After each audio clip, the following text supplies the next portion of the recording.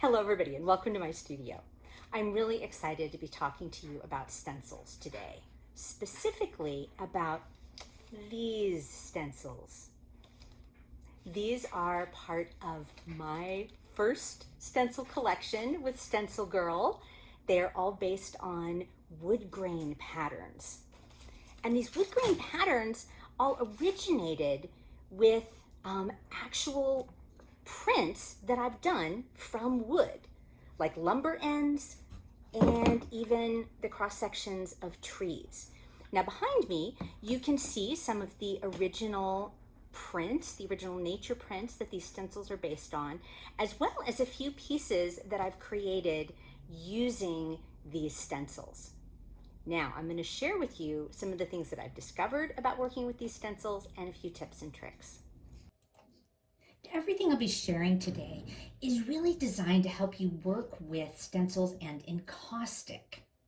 Now here you can see the stencils from the collection, all very well loved.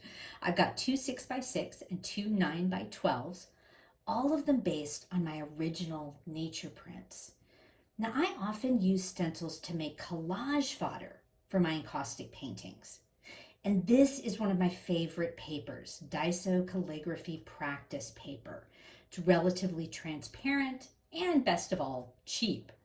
It's also a little larger than 9x12, so it fits the larger Stencil Girl stencils perfectly.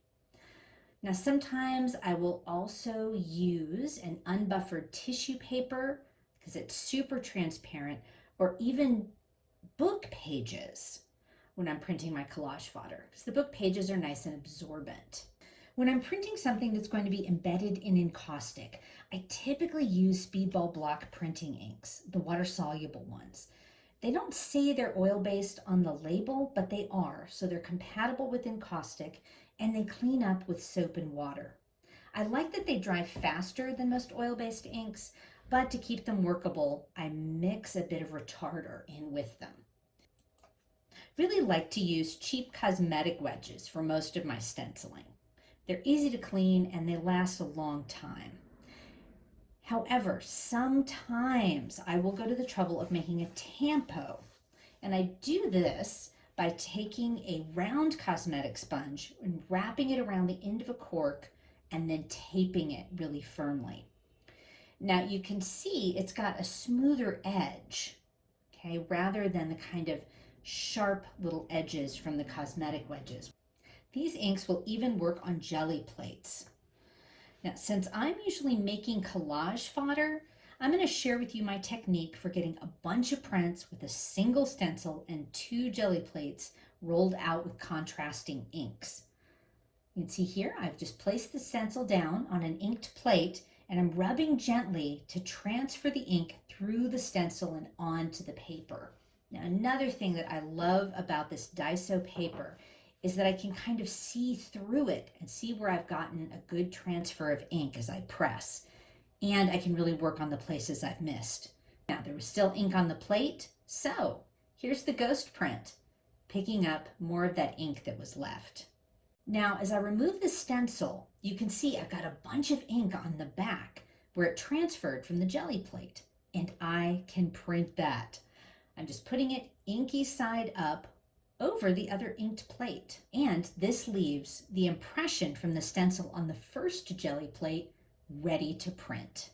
Now, I'm usually doing my jelly plate prints to use as collage elements, so I'm not really thinking of them as finished pieces. I'm just making components. So there you can see I was able to pull the positive impression of the stencil from the gel plate, and now I'm printing the double layered one. I didn't get all of the yellow ink up through the stencil, but you can see what a cool print that is with the brown and the yellow together. Maybe not the prettiest color combination, but it gives some good contrast. Again, I'm just making components. And now there's yellow ink on the back of the stencil, and I can put it inky side up on the now blank stencil, or I could even roll out another color on that plate first. Again, I'm pulling the impression that's left on the yellow plate, which has some cool brown outlines, and then I'll pull a print from the ink left on the stencil. So by doing this, I'm able to get positive and negative prints from the stencil. I'm able to get multiple colors, and I'm able to print the stencil from both sides. This method gives me at least 6 prints from the same stencil in a relatively short period of time. All of them look a little bit different, and it gives me great variety for collage. Now I'm just going to stencil with my cosmetic sponge directly on a piece of the Daiso paper.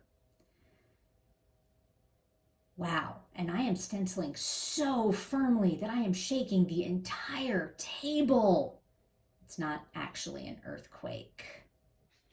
One of the cool things about this stencil is that I can kind of offset it and then print right on top. So it's like I'm printing into some of those white areas. Here I'm just adding another color in and blending. Look how much cool depth I've got with that. This is the 9x12 that's adapted from a tree stump print.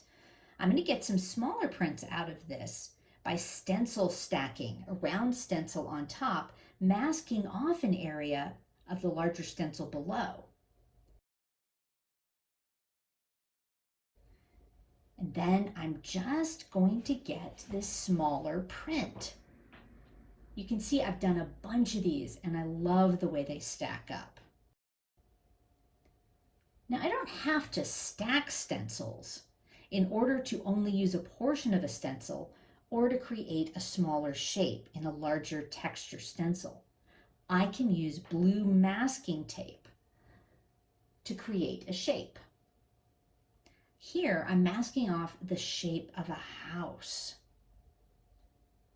Now, these wood grains have so many cool elements, so much symbolism. They can be both organic and industrial. Obviously, I think a lot of houses and forests and things like furniture that you could certainly use these stencils, to sort of create texture. They're also just great backgrounds in your journal. Wow, now suddenly I've got a block of yellow on that paper that I can print on top of. While I usually just hold my stencils down with my fingers, the tape can help keep the stencil down. I also designed these stencils with lots of little bridges so that they hold up well under vigorous sponging and so that they'll hold up when used for texture in encaustic. There aren't a lot of floppy bits. I love how the shapes in these lumber ends echo so many other patterns in nature. I can create long wave patterns by flipping the stencil and matching up the lines in the wood grain. I could do it with any of the lumber ends here to add variety, but I'm just going to flip it and use the exact same section of stencil. Oh yeah, here you can see I'm getting this beautiful wave pattern. Gosh, it almost reminds me of flowing hair. Now, and I could keep doing that and really build on the wave pattern just over and over again. Now, you can also line up the knots in the wood from different lumber ends in the stencil to create circles, whorls, loops. In fact, I almost start seeing fingerprints or the ripples on a pond. There's just so many possibilities. Thanks for joining me. If you love encaustic or you're feeling inspired to learn more, I hope you'll join me for Painting with Fire. This is a year-long online encaustic masterclass. You get access to 52 videos from 26 different instructors, me included. And the cost to you, if you sign up before April 25th, is only $249. That's less than $5 a week, $5 a lesson. One of my lessons, I'll be doing two, but one of my lessons this coming year is going to be about very specifically working with stencils and encaustic, okay? And I'll be covering the techniques that I use to make some of the pieces you see here behind me.